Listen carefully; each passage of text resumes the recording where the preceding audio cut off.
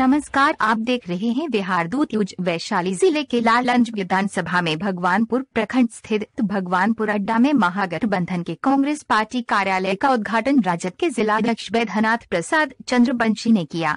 इस अवसर पर महागठबंधन के प्रत्याशी राकेश कुमार उर्फ पप्पू सिंह ने कहा कि चुनाव कार्यकर्ताओं के बदौलत लड़ा जाता है। उन्होंने कहा कि उनका चुनावी मुद्दा विकास है।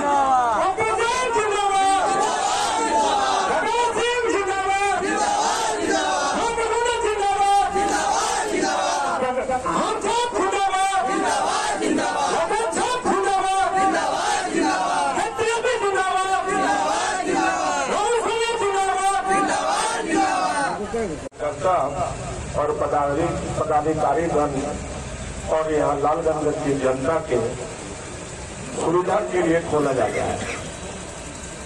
तो मैं आपको एक ही बात बता दूं कि कैंडिडेट कोई भी हो, चुनाव कार्यकर्ता ही लड़ता है और कार्यकर्ता के बल पर ही कैंडिडेट चुनाव लड़ता है।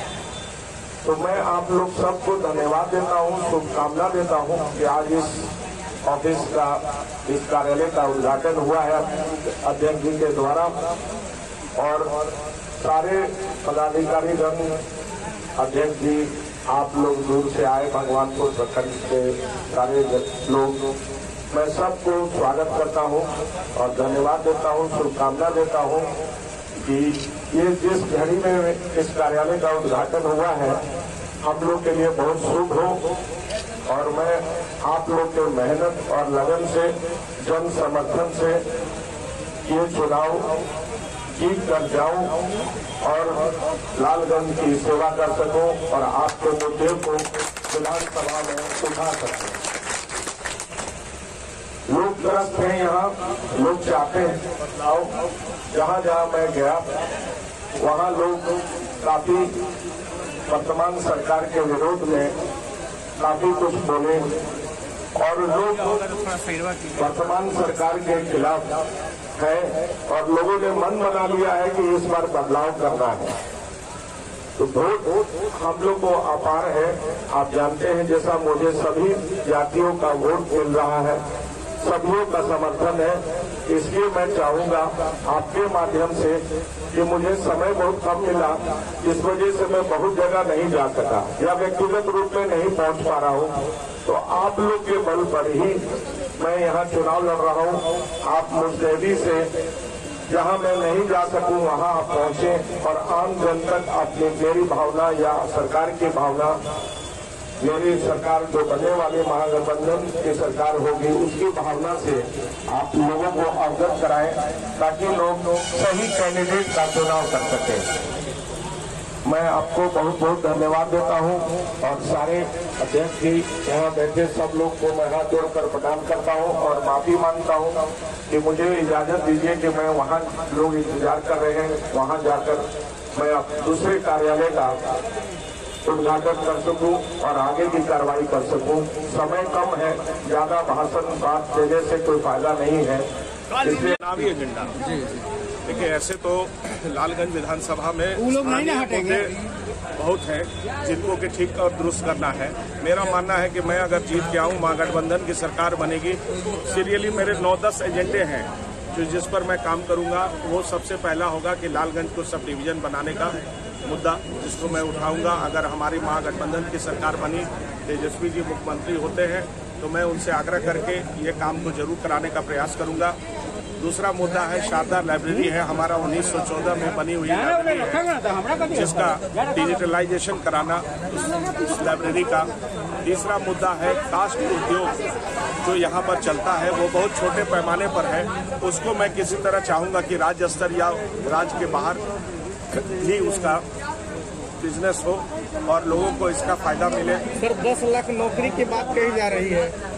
बिल्कुल कही जा रही है और तेजस्वी जी ने वादा किया है कि वो 10 लाख नौकरियां देंगे और बिल्कुल देंगे। इसलिए 4.5 लाख तो वैकेंसी आज ही के डेट में है और हमारी सरकार बनेगी तो बेरोजगारी दूर करने के लिए हम सबसे पहला एजेंडा उनकी सरकार का या हमारी महागठबंधन का यही है कि हम बेरोजगारी पर ज्यादा फोकस करेंगे। तो मैं मानता हूं कि अगर जो उन्होंने कहा है तो इसको जरूर हम लोग पूरा करेंगे और प्रयास करेंगे कि कुछ बेरोजगार लोगों को जरूर नौकरी मिले। यहाँ विधानसभा के ठीक बगल में एक चीनी मिल है जो कि सदियों से बंद पड़ा हुआ है, तो उसके लिए क्या? निश्चित चीनी मिल पर आज तक इस वर्तमान सरकार ने कोई कार्रवाई नहीं की, ना ही कोई एक सुई की भी फैक्ट्री लगी है, और खास कर इस वैशाली जिले में मैं चीनी मिल को भी प्रयास करूंगा कि उसको खोला जाए और किसी तरह वो चलाया जाए। दूसरा चीज क्या है कि एक वैशाली जिला होने के कारण हमारे यहाँ मैं चाहूंगा कि टूरिज्म को प्रमोट किया जाए, ताकि टूरिज्म के वजह से यहाँ लोगों जो बेरोजगार लोग हैं उनको नौकरी मिले और वो एंगेज रहे या उनको बिजनेस व्यापार करने का मौका मिले। सर, युवाओं के लिए क्या खास? युवाओं के लिए वही तो बता रहे हैं कि हम टूरिज्म चाहते हैं कि टूरिज्म बढ़ाया जाए, टूरिज्म को प्रमोट किया जाए।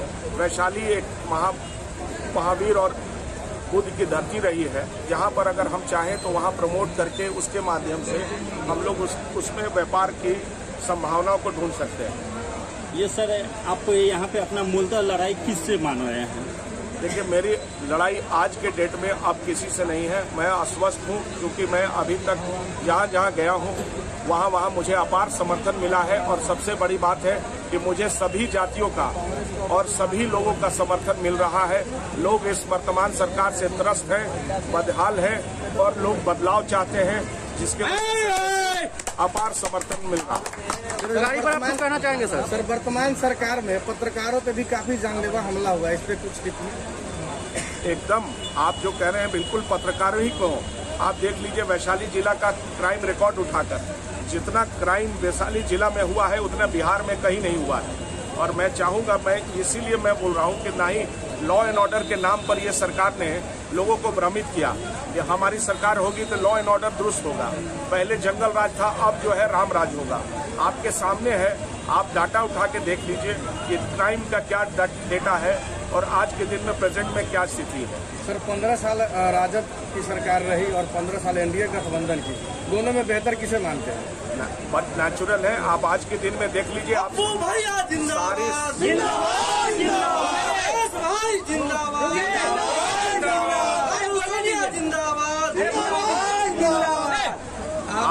बट नेचुरल है कि आप देख लीजिए उठाकर कि 15 साल की जो सरकार थी उसमें क्या हुआ और आज के दिन में जो सरकार ने वादा किया उसमें कितने वादे पूरे हुए। आप देख लीजिए, सिर्फ जो भी काम हुआ वो कागज पर हुआ। कम से कम हम लोगों ने झूठा वादा तो नहीं किया था ना। आज एनडीए के गवर्नमेंट में 10 लाख रुपया देने का वादा नरेंद्र मोदी जी किए, हमारे प्रधानमंत्री ने किया। लोगों को करोड़ों लोगों को रोजगार देने का वादा किया, एक भी वादा उन्होंने पूरा नहीं किया। स्पेशल पैकेज की बात आई बिहार में, वो भी पूरा नहीं किया गया। तो हम लोगों ने कोई झूठा वादा तो किया नहीं। आपका मुख्य एजेंडा क्या है? मुख्य एजेंडा तो अभी मुख्य एजेंडा चुनाव लड़ना है, उसके बाद देखेंगे।